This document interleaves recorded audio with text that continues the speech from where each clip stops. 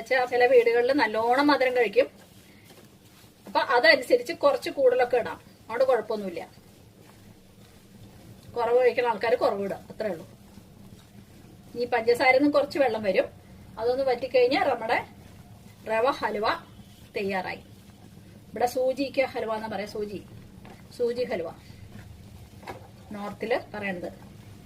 നമുക്ക് ഒരു കട്ടോരിക്കനെ ഇഷ്ടം പോലെ ഒരു കുടുംബത്തിന് മുഴുവൻ കഴിക്കാനുള്ള ഹലുവയായി. ഒരു 3-4 പേരുള്ള വീട്ടിലാണെങ്കിൽ നല്ലോണം ആയില്ലേ. അപ്പൊ ഒരു ചെറിയ കപ്പില് റവയുടെ ആവശ്യമുള്ളൂ. ഇനി നമ്മൾ നന്നായിട്ട് ഇളക്കി കൊടുക്കുക. ഇനി പഞ്ചസാര ഒന്ന് യോജിച്ച് വരണം, അത്രേ ഉള്ളൂ. ഇവിടത്തെ ഹലുവ ആയതുകൊണ്ട് മുറിച്ചെടുക്കൊന്നും വേണ്ടല്ലോ.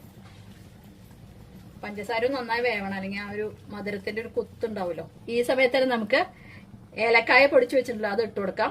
അപ്പൊ എല്ലാം അവിടെ താവുകയും ചെയ്യും.